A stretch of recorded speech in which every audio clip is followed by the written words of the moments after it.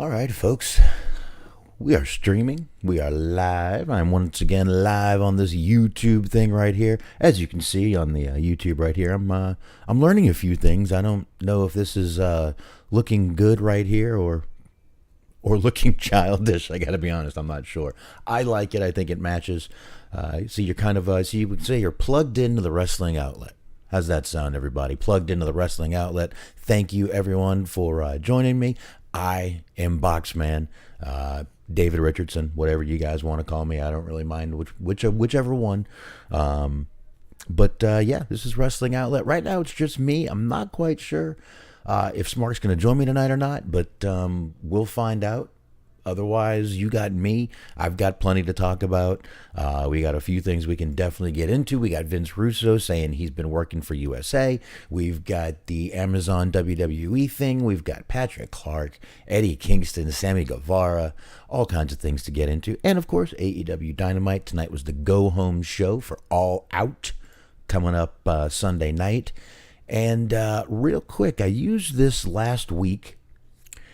And because I'm old and not very up on technology like I should be, I didn't realize that in studio mode, I was using studio mode so Smart could kind of get a view of what was going on.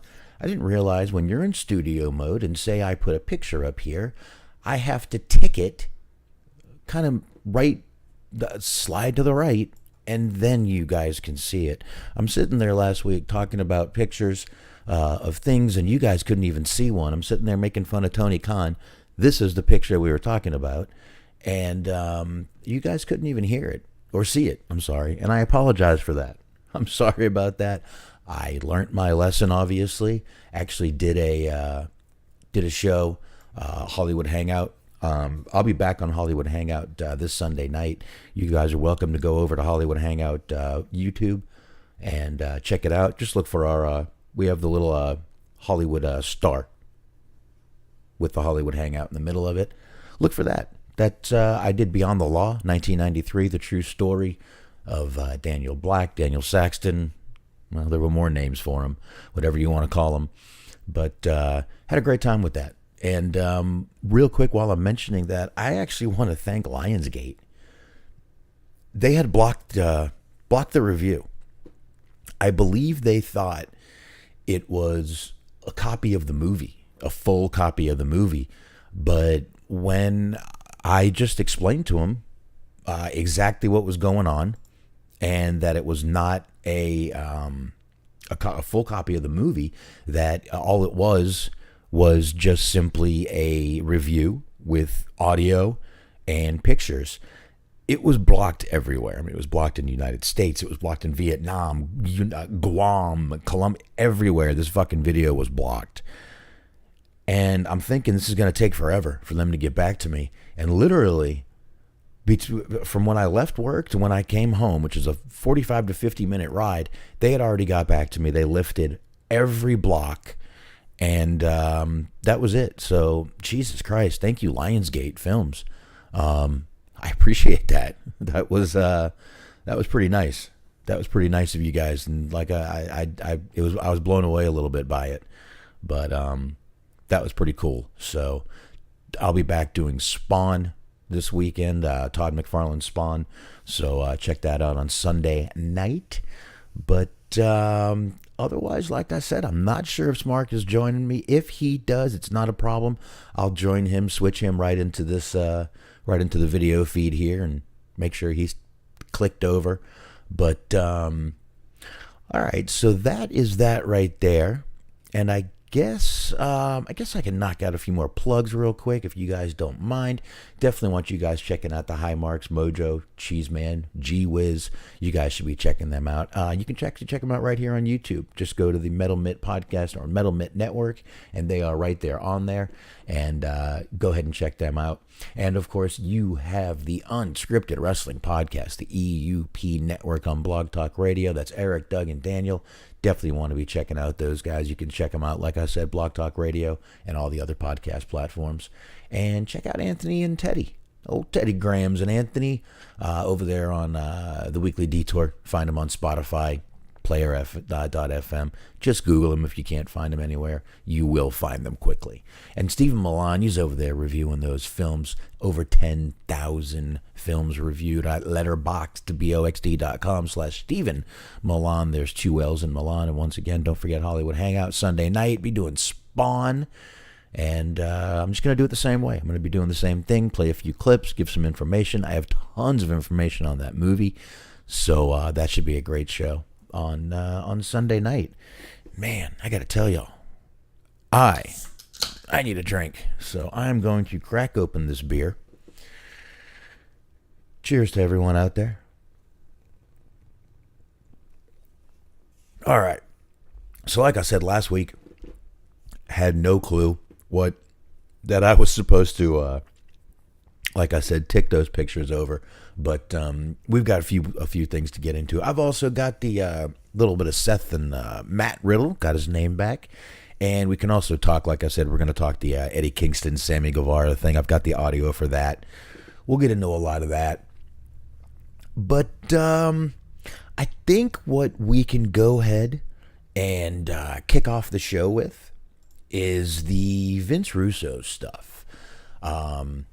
Here we go right here. Let me go ahead and get that picture over there. There's little Vince Russo. Now, Vince Russo on his podcast, I think it's called The Brand, or I'm not sure what it's called anymore, but he's claiming that he has been in a consulting role with, now I do want to clarify because I think people are missing this.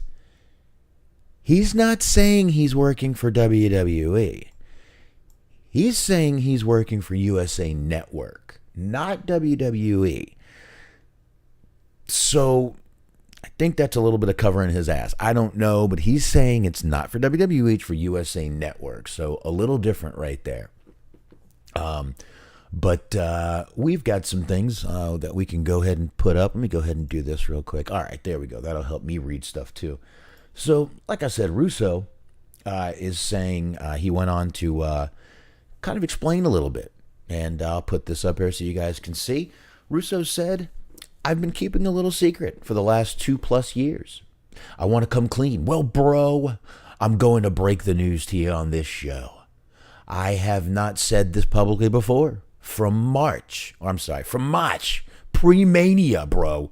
I was right before Mania 2020, up until this past Mania in 2022. So basically, bro, for 2 years, I was consulting for the USA Network, reveals Vince Russo. For 2 years, bro, USA Network paid me very, very, very well. So that's the first part. So there you go. That's where he made the claim that he was working for, again, USA Network, not WWE. Obviously, he would have been consulting for the wrestling show. I don't think he has much else in his, resume. So I don't know what else he would be consulting about. But we had that. Now, he continued a little more, and he kept talking about this a little bit. And he says, now, if you want to know how this came about, let's take a couple steps back, and I will explain it to you. I got in contact with the vice president at the USA Network who was overseeing Raw. He knew who I was, called me back immediately, and we had a long discussion. The first thing he did was he went directly to Vince McMahon. Interesting. All right. I mean, does the guy have any reason to lie? Not really. Not in this day and age when lies can be very easily weeded out, detected. So I don't know. Doesn't seem like he's lying to me, but this all seems pretty weird. I mean, this isn't Dixie sending the wrong email over at TNA. This is USA Network saying this guy has been consulting, working for, he's saying he's been actually behind some of the stuff that we laugh and joke. Oh my God, it seems like Russo's behind this shit. Was he? He looks like he might have been. behind some of the shit that we were all joking about. He might be behind. He kept going with one more. I'm going to post it right now for you guys. And he says this right here. The reason why I'm coming clean, bro. Don't tell me what the fuck I'm talking about. Russo continued. When it comes to numbers, when it comes to networks, I don't care if it's 1999 or 2020. I know where they stand. I know what they are looking for. I know what's acceptable and what's unacceptable because I had communication with them for 2 straight years. So don't tell me what the fuck I'm talking about, bro, when I'm working directly with that network the WWE Raw is on. There you go. All right, so there you go. Once again, we got Vince Russo just keeping going. And now, once again, he went in the Attitude Era. Obviously, we had Vince Russo doing a lot of the writing for the Attitude Era, but we also had Vince McMahon as his filter, which seemed to work very well. It seemed like those two kind of had a kind of a little simpatico, a little thing going right there. They meshed well together. But let's face it, Russo outside of the WWF WWE machine, what successes are we looking at here? WCW? No. TNA? They didn't bring any asses to those seats, did he? Not that I remember. Vince Russo was there for a while. Then Dixie was consulting with him. I don't think that helped at all. Matter of fact, I think that was really not good for her, to be honest with you. So, a lot of things, man. But I mean, this is kind of crazy. Thinking that Vince Russo was actually sitting, just doing all this stuff for WWE, or USA Network. Mainly USA Network is what he's saying. So I think it's pretty crazy that he was getting into all that stuff. And I don't know. I mean, it's probably a good move that he's not doing this right now. So, I'm fine with it. But I'm still just I'm a little baffled on why they would keep bringing this guy back. Listen, I get it. USA, the vice president of USA controlling Raw. I get why he would call them.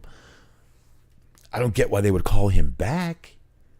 Honestly, I mean, like I said, without Vince there, Russo, I mean, and maybe listen, Russo might be a little out of touch. I mean, the guy just, sits at home and basically watches fucking teen mom shows. That's about all he does at this point in his life. So I don't give a shit what he does, but I mean, he's got nothing better to do, I guess. All he wants to do is sit there and, I don't know. He begs for jobs, and what did he fix? What got better? Nothing's got better. Things are starting to look up a little bit from what I see, what I hear. Like this Seth Rollins, Matt Riddle thing right here we're about to talk about. Yeah, I need another sip. This Seth Rollins, Matt Riddle thing we're about to talk about here. That's really interesting shit. I actually find that incredibly interesting. I think it's actually pretty goddamn cool what they got going on there with Seth and Matt Riddle. Now, I know I haven't really been up and watching the WWE, but listen, I still do this show, so I still keep up with it as much as I can. And there's plenty of other shows that have Raw reviews. I listen to Post Wrestling, Pollock and Waiting, Solid Monster. So, I still, and he's been doing the Raw reviews right after Raw. So, I still keep up with it.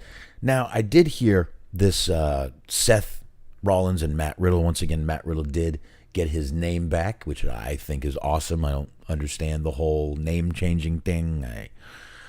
I think it's a little bullshit. I think it's ridiculous. And it's spoiler alert for Friday. If you don't want to hear, I'll give you a second. But looks like Pete Dunne might have got his name back too, and is no longer Butch. He was out there in his regular uniform and or gear, and we'll see what happens with that one too. But There you go on that right there. And all right, so let's get into this Matt Riddle and Seth Rollins thing. I guess what they were going for is it's supposed to look like they were clearing. They were already off camera. And this is what we got. Here, give me 1 minute. Let me get loaded up on VLC for you guys. And let me get some sound for you guys. And let's go ahead and get this bad boy going right now. And clear. We good? Yeah. Yeah, good. Yo, Riddle, you still there? Yeah, I'm still here. We talk about my family, man. Let's talk about your family. Oh, wait, you ain't got one because your wife divorced you and took your kids and they don't want to see you anymore, huh? What did you just say? Yeah, you heard me. Where are you? Where are you? I'm here. Come find me. Dude, you don't get. I'm not gonna beat you up. I'm gonna you up, bro. Where the are you? All right, where are you? Come find me. Where are you? Dude, you don't get. I'm gonna smash your face in. Okay, cool. Yeah. Keep playing games, bro. Keep playing games. I'm gonna you up.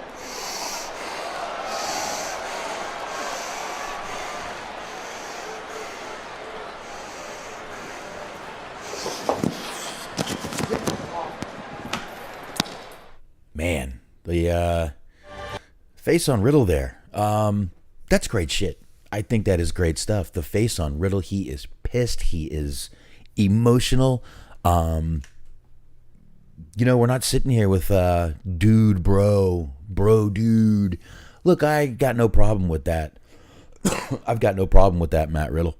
The stoner guy, the fun. That's fine. There's zero issues with that with me. But this guy is a legit fighter and could fuck someone up. And he looks like it. He may look like a fun-timing guy, but he also looks like he could definitely fuck someone up pretty bad. So, I don't know. This is fucking really good stuff right here between these two guys. And like I said, they were making it seem like they were off camera, and he made the remark. They were so off camera that they had to bleep the word bitch. Of course, this was off of WWE's website, I'm sure. But great stuff there, man, with these two guys. So, we are definitely seeing a few changes under this Triple H, kind of with Triple H running things right now. And I'll tell you the truth, man, it's making me want to give it another shot, give Raw another shot. I might actually have to do that. I can always watch it on Tuesday. I don't have to watch it live. But I thought that was a great segment between those two guys right there. Like I said, you saw some passion, some anger that we haven't seen out of Matt Riddle. Like I said, he's just been kind of the guy out there with, kicking off his fucking flip-flops with birds flying out of his ass. And that's pretty much what we've gotten from him most of the time. So it was pretty good to see him out there doing that. And I'm really glad to that. I really hope that they can just keep him going with this little thing he's got going, because really this is the Matt Riddle I think more people want to see. I mean, he's a pretty goddamn, like I said, he's a legit badass and can fuck people up. So yeah, Dirk says it's good when Meltzer and Alvarez liked it. Yeah, there you go. Dirk said he can. I'll tell you about Raw. But anyway, I thought it's great. Like I said, I really feel that sometimes it's making me want to go back and check out Raw again, which that ain't an easy task to do, because I really don't have any desire to go back and watch Raw anymore. I'm actually enjoying not watching Raw, to be honest with you. But there you go. There you go with that right there. And I guess we can just kind of move along a little bit. This, once again, I wasn't prepared to do a solo show tonight. So I might not be on here too long. Like I said, I don't have that much to really get into. We already talked about the Russo thing. I'm definitely going to get into the Velveteen Dream thing. There's a lot of bullshit going on out there about the Velveteen Dream thing. So probably a damn good idea to try to see if we can sort some of that stuff out, because there's a lot of shit going on. And when it broke, I think it was yesterday, my God, everyone was putting, oh, he got arrested for drugs and drug charges and this and that. Not exactly. Not exactly how this worked. And we'll get into it, though. Let's not worry about it. We'll definitely get into that. Matter of fact, you know what? Let's go ahead and get right into it now. What the fuck? Let's get right into it now. A little bit of Patrick Clark. Patrick Clark was obviously the former Velveteendream. He was arrested twice this week. He did have a mugshot that was put out, which I can actually get you right now. I will get that put up on the screen right here. There you go. That is the mugshot he had put out. Now, you see what it says right there. It says Velveteendream was arrested on Friday in Orange County, Florida, on an out-of-county warrant for possession of drug paraphernalia. Now, first of all, a lot of people didn't read that first word or that last word, paraphernalia.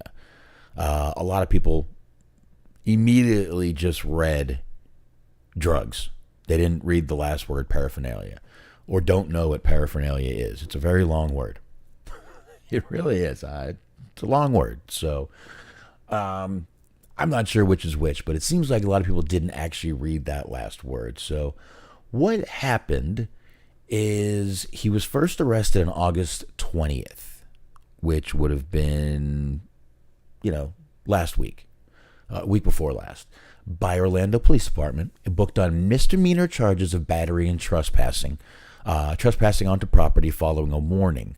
I'm reading this from TMZ. TMZ noted that they are working on finding out exactly what Clark did to receive those charges. Don't know, still hasn't been out there yet. Now, his attorney filed a written plea of not guilty and had an arraignment hearing, and it was for September, but it got canceled. So the arrest that happened on the 26th that they are talking about, it kind of was for a drug charge, but what had happened, he stemmed from a previous drug charge. He was booked on a warrant for a violation of his probation. So that is what had happened there. So really it was a violation of probation that got him picked up. He did get picked up for basically what happened is the battery charge caused them to pick him up on this warrant. That's what happened. So the 20th got him. His PO, probation officer, probably found out about it. And that just sparked him to say, go pick him up. He's violated. And when you violate, they come pick your motherfucking ass up. And you go back to jail, usually. But since there are misdemeanor charges, I don't know. Now, according to what I've been reading, basically the possession of cocaine and destroying evidence. By destroying evidence, I guess they say he snorted the cocaine right in front of the officer, trying to dodge the possession charge. It was like 0.1 gram, so it wasn't like he, buried his face in a fucking pile of cocaine or anything. And they're saying that Ashante the Adonis was who actually ended up bailing him out of jail for that charge back then. So I don't know. Now listen, this is a tough one here with Dream. First of all, the stuff that, isn't he a pedophile? Isn't he this? Isn't he that? We could say that, but the guy has not been, WWE found no wrongdoing, and I know, WWE said it, it's got to be true. It's not what I think. I basically think that if WWE, being a publicly traded company, if they had found anything with this guy, I believe they would have fucking fired him immediately. I still don't think they did. I think they fired him because they keep getting backlash. Every time this guy would walk out near the fucking ring, walk down the ramp, everyone's out there calling him a pedophile, which he was never charged for. It was alleged. They had a 2-second clip of him going, "What school do you go to?" That's it. That's your fucking evidence? That's your fucking evidence? I don't think so. I'm sorry. I don't think so. That's some bullshit to me. But this here, I don't know what the battery charge was for. I don't know what the trespassing charge was for. And the drug charge, look, everybody's got their fucking demons, you know. Everybody's got their demons. I don't think this guy probably should be back wrestling right now, obviously. I don't think he should be. I do think it's a pretty sad, as Dirk is saying in the chat room, damn, this guy has really fallen from grace. I agree, he really has. It's kind of and it's kind of sad because, he's a really fucking damn good talent. He really is. He had a great gimmick. The gimmick was over as fuck, but people quickly turned on him. Quickly turned on this man. And like I said, listen, if he did what he's accused of, the whole pedophile thing, put this motherfucker under the jail. I don't care if he ever gets fucking out of jail at that point. If he's innocent of it, like he claims, and like WWE found no wrongdoing, he gave him his phone. So I don't see where they could have found any wrongdoing. If he's not guilty, I do feel a little bit bad for the guy. Meanwhile, he's out there still committing stupid crimes and doing stupid stuff. I don't feel bad for him for that. The guy's, if I can do the crime, do the time. You got to pay the piper eventually. Don't do stupid shit if you're, if you don't want to pay consequences, I wouldn't do stupid stuff. So that's just how it works. But but a lot of people were jumping out and saying, oh, well, he got arrested for drugs again, this fucking pedophile. Folks, we got to stop this. This is what ruined his career in the first place. Just all of us. Listen, I defended him back then a little bit just because of how forthcoming he was being. A guilty person won't give you his phone. Fuck you, get a warrant. That's what a guilty person says. Fuck you, get a warrant. You don't have a warrant? I'm not giving you my phone. No, you can't have my phone. And then goes home and erases it. That's what a fucking guilty person does. An innocent person doesn't come just hand over their fucking cell phone. Here, take it. Do what you got to do. That's not how it goes. That's not usually how it goes, at least. But, obviously, like I said, he's still out there doing stupid stuff. And, he's going to have to pay for this one.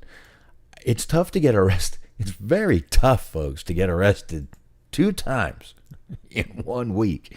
Number 1, tough to get arrested. Number 2, tough to be let out. But I think they said it was like a $1,200 bond, which is like $120.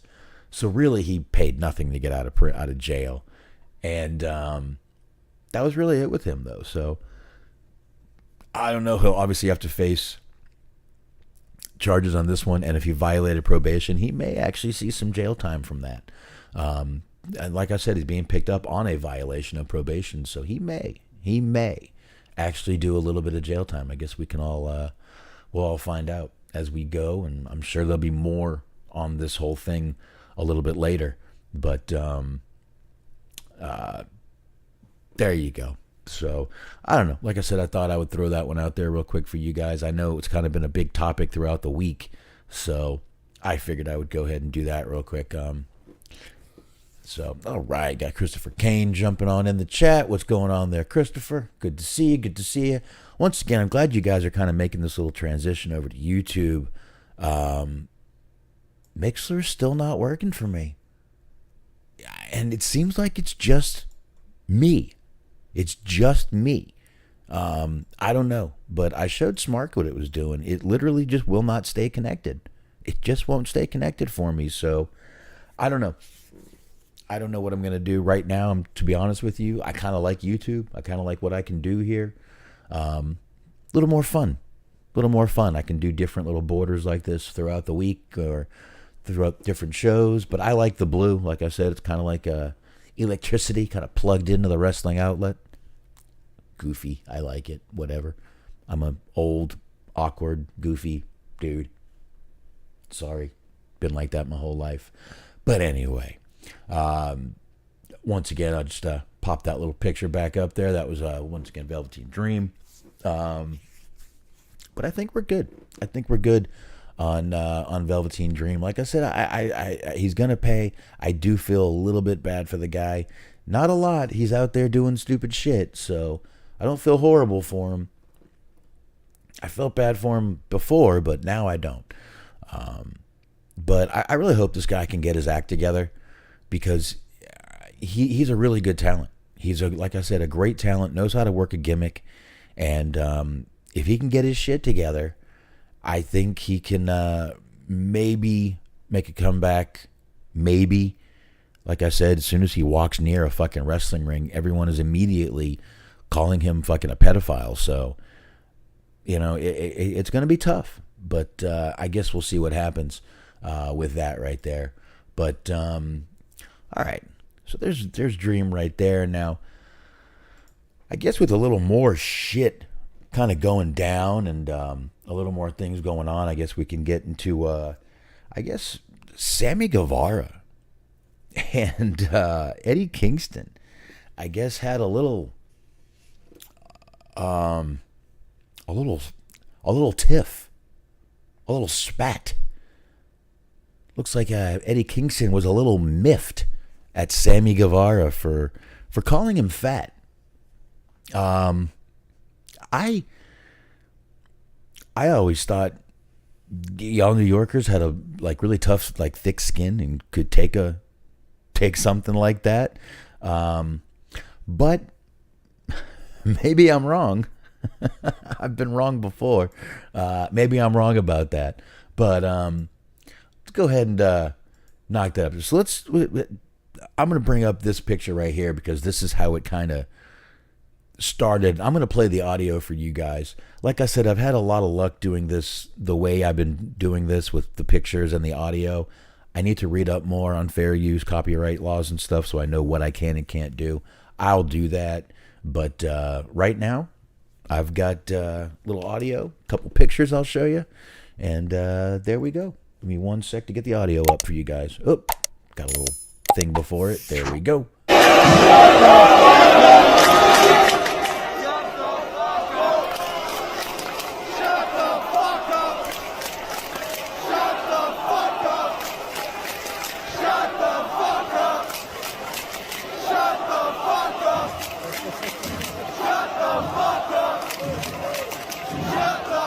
Eddie Kingston!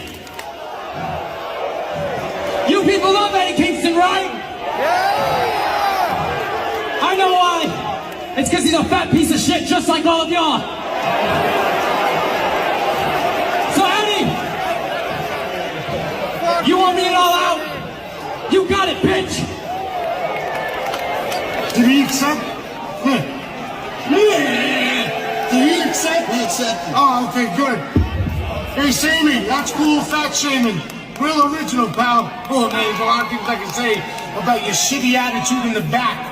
That's why no one likes you or your wife. But now I'm not gonna go into that. You know what I'm gonna do? I'm gonna do what you always do. I'm gonna take a vacation until the pay-per-view. But you know what? Ruby, let him know. You know, King, I would have loved a vacation. I would have loved a vacation when that little bitch broke my wrist.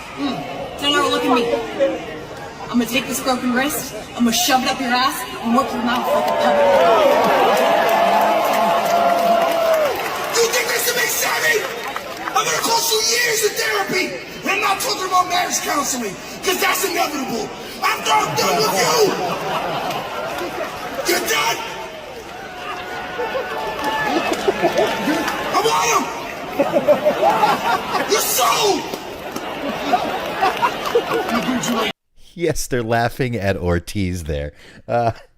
Ortiz is a crazy son of a bitch, man. I fucking love that guy.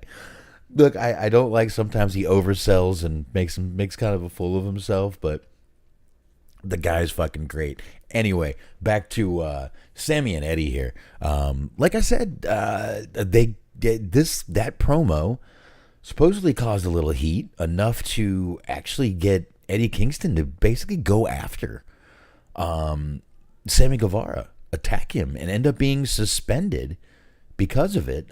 2 weeks off. I guess he was planning on taking that little vacation there, like he said he was. But I guess that's the way it went down. Is after that promo, Guevara said he went in the back, and Kingston was right there in gorilla, all over him, like, what the fuck? You can't fucking call me fat. You can't fucking do that. So I don't know. Now they've said that. Disco Inferno has a lot to say about everybody.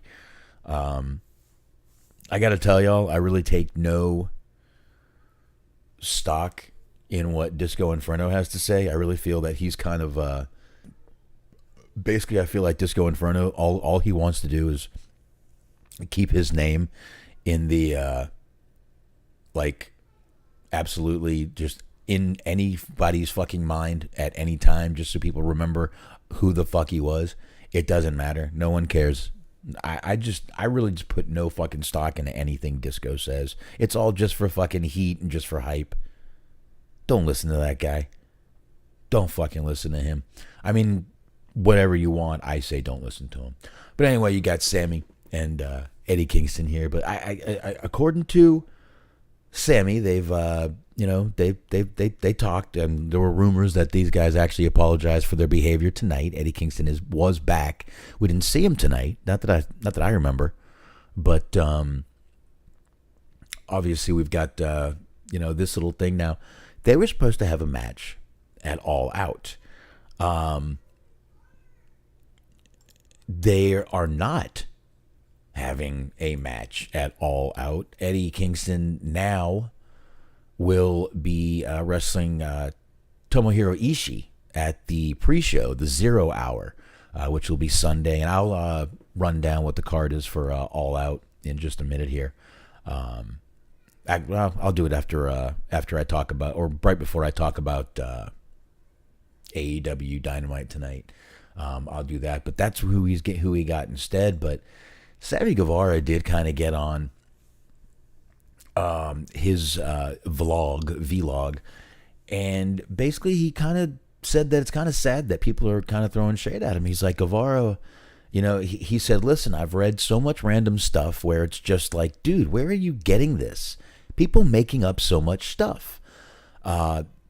Despite being perceived as being difficult, he actually had a few people stick up for him. Paige, Scorpio Sky, Sanjay Dutt, kind of stuck up for him. But basically he's just saying that a lot of the shit going on, or, being said out there is just not true about him. And, I gotta say, I kind of feel like Eddie Kingston should have a little thicker skin. This is fucking wrestling, man. This is wrestling. I am sure you have had worse said about you. I am sure you have said worse about people. I am sure it has happened. I'm just a little confused on how suddenly Eddie Kingston just has thin skin and is, oh, bro, you can't fucking say that. You can't call me fat. What? Jesus Christ. Piggy James. I mean, they had a whole thing called Piggy James in WWE where they called fucking Mickey James fat. They used to call Vicky Guerrero fat. Otis is fat. They have called him fat and out of shape before. I don't see him getting pissed about it. I'm sorry. But I got to tell you, man, it just seems like everything now in AEW is like, now everything is a backstage problem. Oh, this one's unhappy, that one's unhappy, this one's pissed at this one, that one's pissed at this one went into business for himself. Punk shouldn't have said that about Paige shouldn't have said that about Punk. What the fuck? Is AEW the new Donald Trump? Every fucking article lately is about how there's problems backstage, there's problems there's problems with that. I'm sorry, I don't believe a lot of this. I think a lot of this is bullshit. I think people are trying to cause more problems than is actually happening back there. I don't really think there's all these fucking problems. I just don't. I don't really feel that they're out there. Obviously this one was real. Both guys confirmed it. Eddie Kingston said he was out of line. Sammy said he may have been out of line too. I really don't feel like Sammy Guevara was out of line. I don't think he said a goddamn one thing wrong, but I just all right, there you go. Rumor is Malakai Black asked for his release. Maybe. Where's he going? Oh, what, did he get a phone call from Stephanie? Hey, Malakai, how are you? Feel like shooting the shit? No, I don't know. Maybe he did. I actually didn't see that rumor, Dirk. I didn't see that. But there you go. There's that right there. I just really feel that AEW right now, for some reason, I'm noticing this trend where every other article about AEW is someone's upset backstage, someone's pissed off about this. Tony Khan's attitude has everybody worried. Yeah, let me show you one more time. This guy, this guy. This guy's got you worried? Let's calm the fuck down, people. If this guy's got you worried, I think we all need to fucking really take a little step back here and just think. Just things can't be that bad. I know it's a private company and they can get away with a little more, but I just don't think this guy is backstage causing problems. I really don't. I mean, look, maybe it was a little WCW 2000 run back there, but it looks like they're getting that shit put back together now. It looks like they're getting, as long as they don't get writers, but they're getting a talent team put together and all that shit. So everything should be fine. Everything should be just fine. So I'm not that worried about it right now. It's just very, very odd that suddenly all these stories are coming out. And it's like, man, what the fuck is going on here? Like, why? Why suddenly are all of these fucking stories coming out? AEW, hire Kevin Sullivan. AEW needs a booker. I think they have him. Matter of fact, what is Ace Steel that was out there tonight? I think that's what he does. I don't know. I think that's what Ace Steel does, though. I think maybe he's a agent, producer, booker. And you see how they kind of poked fun at the whole Punk going off script and offline and, in the business for himself. I thought that was actually kind of funny that they did that on AEW tonight. So, but, all right. I guess we can keep rolling from there. I'm just awfully thirsty tonight. Let's see one thing here. Someone just sent me something in the old messenger. Let me pull this up, folks. I don't know if this might add more light to my face when I do this. I apologize if it does. Yeah, Dirk sent me something here. Oh, here we go. Malakai Black asking for his release. Let's see who's putting this up. If it's Ringside News, I may have to block you from the chat. Okay, it's Brian Alvarez. You're safe, Dirk. You're safe. as long as it wasn't Ringside News, we can talk. Yeah, Brian Alvarez says Malakai Black asking for his release. Now let's see what happens. And immediately people are all over. Oh, you and Meltzer lie. Aleister Black is a traitor. I love how he actually spelled it Trader, like the guy's just out there bartering for shit, instead of Traitor, which is what a traitor would actually. God, I love these. Oh, good night, little one. No, okay. I'm sorry, that was my almost 3-year-old. She actually should be 3 September 9th. My little one there. But yeah.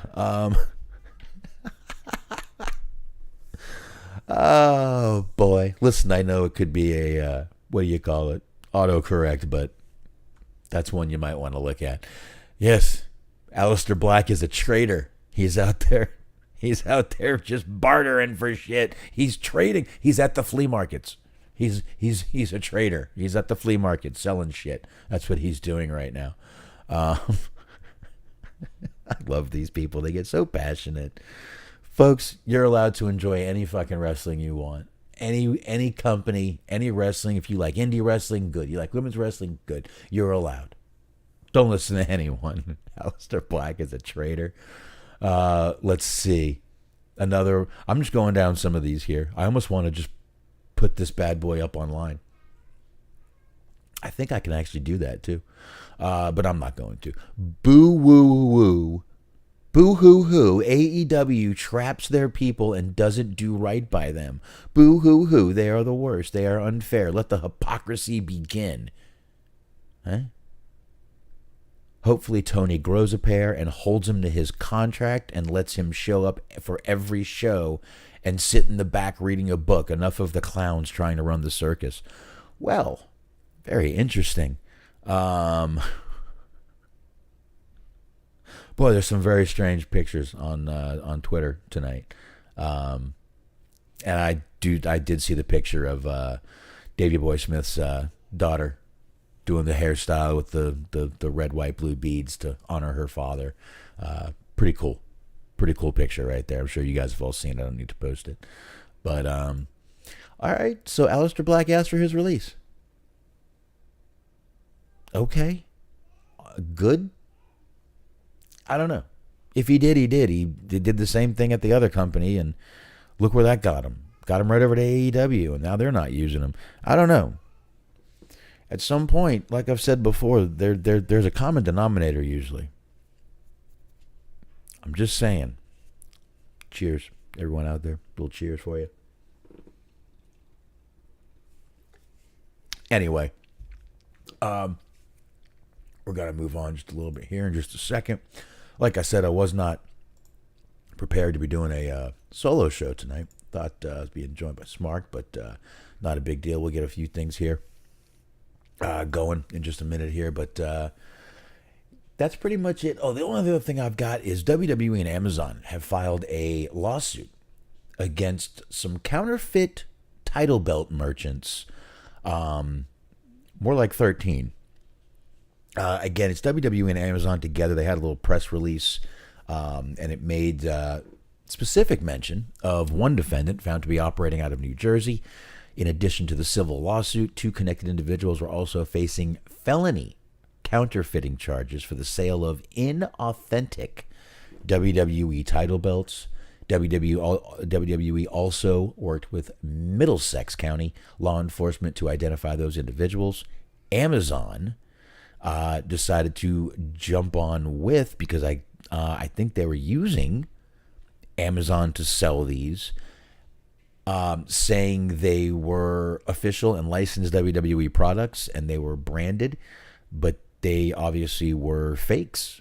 And they were actually somehow Amazon's counterfeit crimes division got wind of it and investigated it and found out that they indeed were selling counterfeit title belts.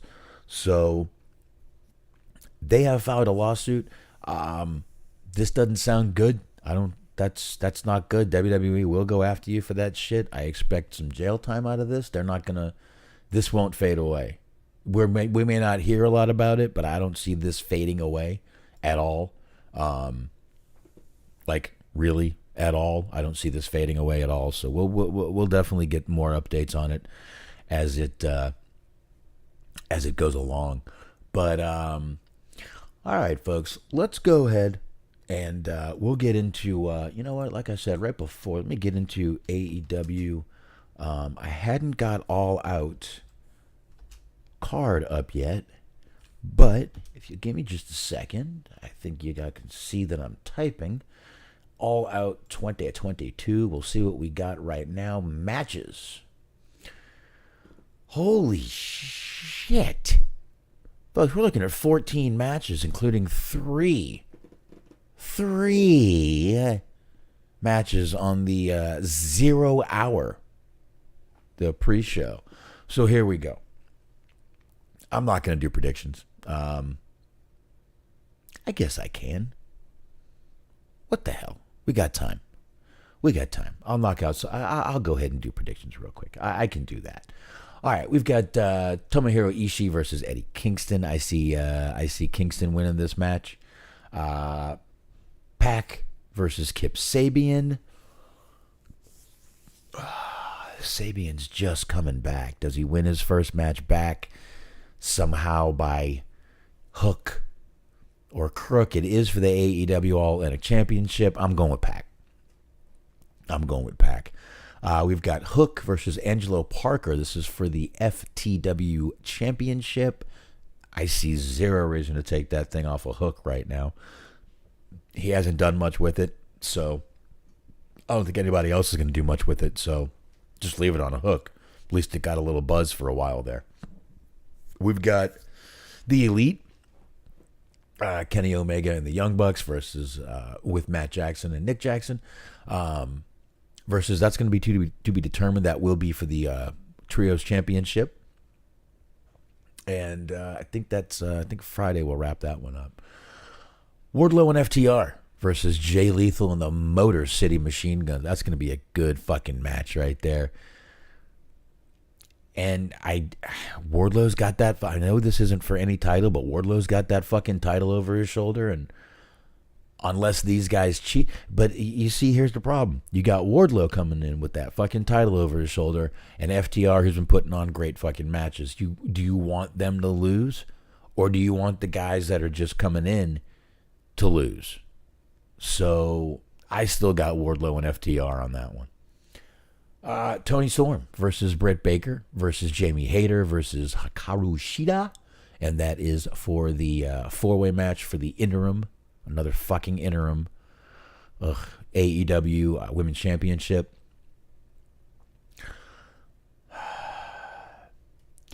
For some reason, I see this coming down to Britt Baker and Jamie Hayter. Britt Baker tells her to lay down. Jamie Hayter says, fuck no. And Jamie Hayter takes this home. That's what I want to say. But then you got Tony Storm in the mix. I honestly don't see Shida taking this. I just don't. Nothing against Shida. I just don't see her being the one to take this out or take this down. Storm is a possibility. I think it's between Storm and I'm going to go with Jamie Hayter. I need more Jamie Hayter on my television anyway. Most definitely do. All right, we got the Casino Ladder match. We're obviously going to have a joker for this match, so we're not sure who the last person is. Right now, we've got Claudio Castagnoli, Wheeler Yuta, Penta, Rey Fenix, Rush, Andrade, and Dante Martin in this match. If this doesn't sound like this is going to be a fucking badass ladder match, I don't know what you're expecting. This right here, these guys are going to put on a fucking spectacle. I think this should be a fucking match coming up Sunday. Who would be coming in? I guess you could have Samoa Joe be the I don't know who else you would get to come in and do this. Unless someone new comes in, I don't know, but now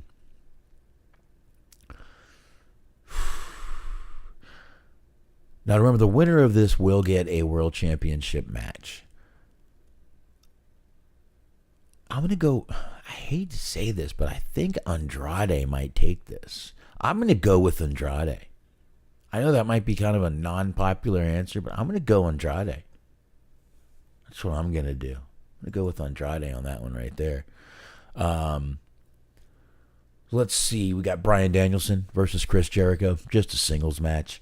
I see Jericho pulling this one out. Someone in the Jericho Appreciation Society is probably going to get involved with this. So who knows? But I'm going to go with Jericho taking this one. We've got one of the worst fucking tag team names, Swerve in Our Glory. Ugh. That sounds like an insult.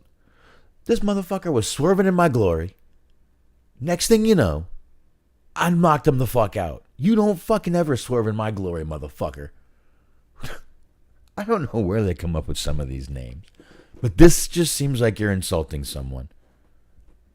The fuck you doing swerving up in my glory, bitch? What are you doing?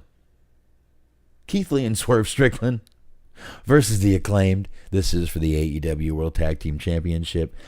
Swerve and Strickland just got these belts. I see absolutely zero reason to take it off of them. I would say just leave it on the guys. I would say just leave it on them. It's not like they have anything really big to do. We got another singles match. We got Jungle Boy here and Christian Cage. I see Jungle Boy taking this one out. I don't think Christian's there to win big-time matches. I think Christian is there to put over young guys. Jungle Boy is one of those young guys. So I definitely think that Jungle Boy will be taking that one down. We've got Starks versus Powerhouse Hobbs. It's another singles match. It's going to be a good one, I think. Starks has to take this after that fucking promo he cut. After that promo, you got to give this one to him. Jade Cargill versus Athena. AEW TBS Championship. Any reason to take it off Jade and give it to Athena right now? Any reason? Is Athena running that hot that she needs this? I don't think so. So I'm sticking with Jade Cargill retaining. House of Black. Maybe Malakai Black. I don't know. Malakai Black, Brody King, and Buddy Matthews versus Miro, Darby Allin, and Sting. Boy, that was an odd little backstage segment with those two tonight. We got a little bit of Joker Sting. I don't know if y'all noticed that. We got a little bit of Joker Sting tonight. I kind of liked it. 6-man tag team, no titles on the line. I see House of Black taking this match down. And Jon Moxley versus CM Punk. Whew. Do you give it to Punk, and does MJF come back and take it off Punk? Why would you have put it back on Jon Moxley just to put it back on Punk? Makes no sense. But that could be the case. My gut tells me to go with Punk. Seriously, my gut's telling me to go with Punk here. I'm going to go with Punk. My gut's telling me to go with Punk. I go with my gut. I'm going to go with my gut on this. I don't know why. I don't think it would make sense. But after what happened tonight, after Ace Steel slapping him and shit, I think we'll see. I think we'll see what happened. But I think Punk might be the one to take that down. Take that one out. Again, it wouldn't make any fucking sense for them to do it the way they did it, but it didn't make any fucking sense for them to do it the way they started doing it. You know, there was no reason to make Moxley an interim champion. Guy can't defend a belt within 30 days. Fuck you. We're stripping you of the title. Moxley's champion. This was all just overbooked and convoluted, in my opinion. I didn't really give a shit about it. See that? I can just be sitting here and start coughing. But anyway, I guess on that note, that was all out right there. Should be a great show. 14 matches. Gonna be a long fucking show. Luckily, none of us work Monday. Most of us are off Monday. Not everybody, but most of us are off on Monday for Labor Day. So, all right, another swig. Cheers.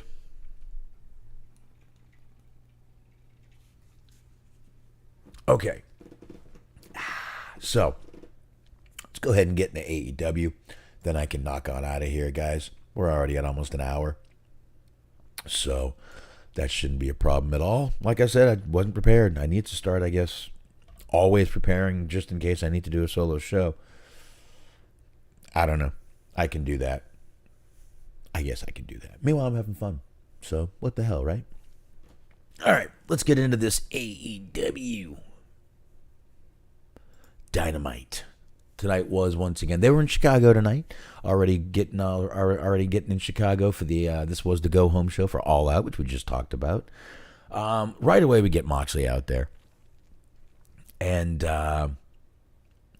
he kind of cut the usual Moxley promo. I felt, I'm gonna kill you. I'm gonna kick your ass. I lay out an open challenge. Everyone wants to come out here. Blah blah blah blah blah blah blah. I'm Jon Moxley. I'm gonna fucking bleed. Blah blah blah. Not really sure what else to say there, folks. I think I actually summed that up pretty goddamn good, to be honest with you. I really feel like I did. I think I actually summed that up very well, to be honest. So there you go with that. So that was how the show started. And then Garcia and Jericho were backstage. They did a quick little promo backstage. There's still got a little tension going on between them, as we saw again tonight.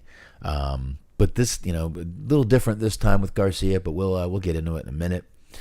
Then we get Bryan Danielson. and he comes on out there. We've got Regal coming on out. He joins commentary. Jake Hager comes out. Jericho joins commentary. So now we got them both on commentary. Now, because, 4 people is not enough. We need 6, 7, 8. I think whoever's not wrestling should all come out and be on commentary. Everyone. Everyone not wrestling should all come out and be on commentary. How would that be? Would that help? Would everybody like that one a little better? No? No? Me neither. Just kidding, folks. So, again, we get everyone out there on commentary. Danielson, after I got to tell you, I didn't want to take notes. I wanted to watch this fucking match. These guys were out there fucking killing it. And I did. I said, fuck notes. These guys had some great fucking spots in this match. Obviously, Bryan Danielson can put on a fucking hell of a match anywhere, anytime. Danielson picked up the win, and then Menard and Parker come running out. And then they start beating down on Danielson. Claudio and Yuta come out. They make the save. They start beating these guys up back towards the ramp. They go through the tunnelway. Jericho starts sort of slinking his way down to the ring, making his way down there, and gets in the ring, rears back. He's got a chair. He rears the chair back to hit Bryan, and because Bryan's alone in the ring, Garcia grabs the chair, and he's sitting there like no. Jericho turns around. Bryan nails him with the flying knee. And Garcia did look a little, oops, I didn't mean to do that. But then again, who knows, right? Did he? Didn't he? No one really knows. Who knows? Guess we'll find out, won't we? All right. After that, we had the Wingmen, who I haven't seen the Wingmen yet. I got to feel if that's a Rampage or a Dark thing. I just haven't seen them. It was basically all the guys whose contracts are running out and are being, besides Marco Stunt being in there, that's all they needed was to round that little group out. So, what are you going to do? But it was the Wingmen, or Jobber Squad, whatever you want to call it. They're out there complaining and bitching. And suddenly W. Morrissey comes out.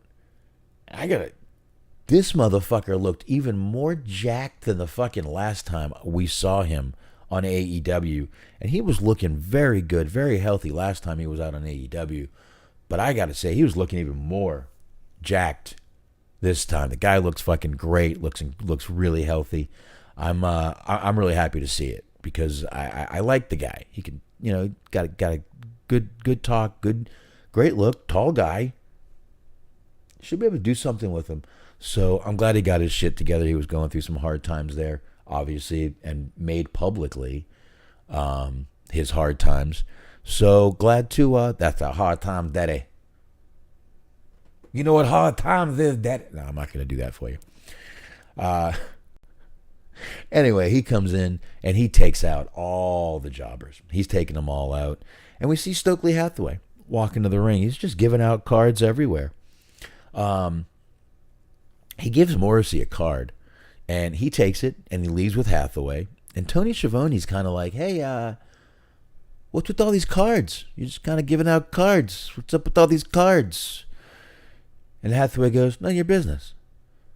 And Tony, doing his fucking job, goes, well, yeah, it kind of is my business. I don't know if you realize it, but they pay me to fucking talk to you, idiot.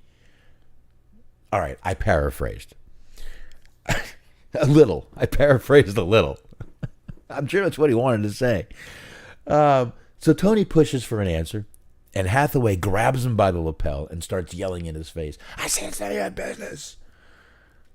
But I would say when you got Morrissey looking down at you, you're just going to back off, which he did. He did back off. So after that, we get another a segment with United Empire backstage. Don Callis goes back there and he starts praising Will Ospreay and all those guys, basically buttering them up, just kind of, getting them ready for later. Then we get Britt Baker, Jamie Hayter versus Shida and Toni Storm. Decent match, not too bad, nothing wrong with it. Shida and Storm win the match, and the match ends, and they're kind of circling each other in the middle of the ring. I swear, I don't know if anyone else was expecting what I was. I thought one of those two, one of them I thought was about to turn heel on the other. I honestly thought Sheeta was going to turn because she picked up the kendo stick. I really thought Sheeta was going to get, once Toni Storm walked in front of her, I was like, oh shit, she's going to hit her. And she didn't. And then Toni Storm walked behind Sheeta, and I'm like, oh shit, she's going to hit her. And she didn't. And I'm like, man, I'm a little disappointed now because I kind of thought someone was fucking turning heel. Oh, well, they didn't. So what are you going to do? What are you going to do? Nothing you can do about that. But this actually was a pretty good match, though. I really did. But like I said, I could use a lot more Jamie Hayter on my television. I'll just leave it at that. I like me some Jamie Hayter. And this is right where we had that little Miro, Darby, and Sting odd segment. It was like they were fucking Queen shooting a video in the dark room. I see a little silhouette of a man. Scaramouche, Scaramouche, will you do the fandango? That's what it reminded me of. It reminded me of the Queen video. They're in this dark room. They got bad lighting, and they're just sort of walking up. I did like that we got a little, like I said, a little bit of Joker Sting right there, but it did. It kind of just felt like a Queen video what I was watching, but it made me laugh. If that made any means anything to anybody, it doesn't really matter. So anyway, we get Punk. Punk's music hits. He comes walking down to the ring. He's kind of looking a little sad. He's sadly walking to the ring like, man, I'm going to have to do this. All he needed was a salmon jacket, and this would have looked very familiar. So Punk still looks sad. He grabs the mic. And he starts this, and he starts talking about how he has 16 screws in his foot. And I guess some dumbass tries to start a Colt Cabana chant. And, sorry, my back was itchy. And Punk goes, by the way, that's 16 more times than this guy's ever been screwed in his life. I mean, look, it was a cheap, cheesy little takedown, but, I whatever. I get it. It was fine. There was nothing wrong with it. So I kind of like that they are allowed to do that. Every now and then you got to take a heckler down a peg. Comedians fucking do it, and professionals do it. It's allowed. It's okay. But he's doing this, talking about his foot, talking about how maybe he came back too early, blah, blah, blah. Kind of acting like he's hurt. Again, I got some Salmon Jacket Mark Henry vibes a little bit here. And then Ace Steel comes out. And he's telling Punk that, he starts telling, this wasn't what we talked about you saying. I don't know what happened between here and there, but this wasn't what we talked about. I think that was a little dig at, will you come out here and just go into business for yourself again? I think that's what that was. I think most people probably took it that way too. But he starts firing up Punk. Next thing you know, he slaps Punk. And then Punk basically just cut this really passionate promo on Chicago, how much you love Chicago. And it was good stuff, man. It was really good stuff. Punk was up in I did get nervous when Punk decided to go into the audience. The last time we saw Punk go into the audience, someone ended up knocked the fuck out. So I got a little nervous that Punk was going to knock someone the fuck out. But he didn't end up doing that. So he went up there. The crowd was fucking loving him. He was in his hometown. But a couple times there, you thought maybe he was going to take off again, that he did come back early. But instead, he ends up signing the contract. And like I said, he cut a very emotional and passionate promo on Chicago. And I thought it was really good. I did. We had JR interviewing Christian and Jungle Boy. I got to admit, I did not hear a lot of this. I kind of came in here and did a little bit of work on the show. I did hear a little bit of Jungle Boy talking about his dad a little bit. So Either way, I think that's going to end up being a good match. Like I said, I definitely think Christian's not taking the win there. I think Jungle Boy needs that win there, and I think he'll definitely take it. So I think we're going to be just fine on that match right there. Now we got FTR. He's got that TNT Championship over his shoulder. Wardlow has the TNT Championship over his shoulder. FTR's got all their titles with him. And they're up against these three jobbers. I don't think anyone had a question on who was winning this match. It was just nothing. It was just a simple fucking match. So they did what they did. Everything went down. And obviously FTR and Wardlow won this match. So we get back from commercial and Moxley comes down. Moxley's fired up now. We already got fired up Punk. Now we got fired up Moxley. He's fired up. God damn it, he's pissed off. And he comes out. Basically all he does is come out and confirm that it's him and Punk at All Out. So really, he came down pissed off for a confirmation. Just let that sink in. I get it. He's not supposed to, but we literally could have got a backstage segment for that. There was no reason to come on down and interrupt, right off of a commercial.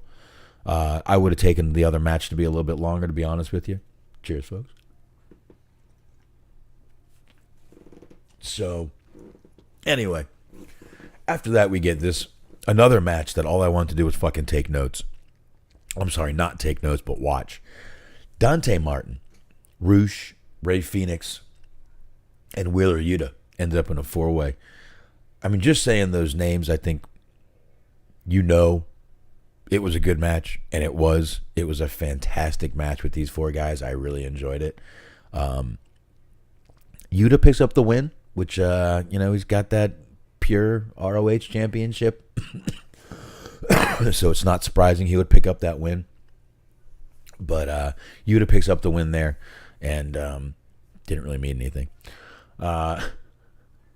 Anyway, we get Reynolds and Silver backstage after that. And, they're still with Dark Order, and they're -1 because earlier in the show, whatchamacallit, 10 was taken out last week, but he's taken out now, and they also took out Evil Uno. So they had no partner. Well, Adam Page returns because, he's obviously upset that Punk talks shit about him because he's a thin-skinned little cowboy too, obviously. That's what cowboy shit is, being a thin-skinned little bitch. I don't know. But Adam Page says, look, man, I'll be your partner. I got to tell you, this is, I don't know about you guys, but this seems a little suspect to me. A little suspect. We'll see what happens. But I think we should all keep our eyes open, see what Adam Page really does. That's my opinion. After that, we get the Young Bucks and Kenny Omega versus United Empire. This was the main event. Another great match. I really felt like they had every match on this show tonight was really good, in my opinion. I thought they all had great matches, so, good stuff all around for this show. But, Omega gets the pin to give him and the Young Bucks the win. But this was another fantastic match. Great back and forth with these guys. Great spots. Now, listen, I know I always say for a Young Bucks match, you get the same match. You get the same shit. The Young Bucks are always going to get the same shit in. They do. They get their shit in, and they always will. But I really thought it was still a great match. Like I said, there was a few matches I just didn't even want to take notes. I just wanted to sit there and goggle and Google at the match. Yes, goggle at the match. So that's what I did, mostly. But I'm looking around, folks, and I'm kind of thinking that's about all I got for you guys tonight. Hopefully I'll keep getting better at this YouTube thing. Like I said, I like the look of what I did tonight. I think this looks pretty cool. Better than it did last week with the orange and everything up there. Like I said, I kind of like the whole blue electric thing with kind of like you're plugged into the wrestling outlet. I like that whole thing. So I'm just going to kind of keep it rolling like this.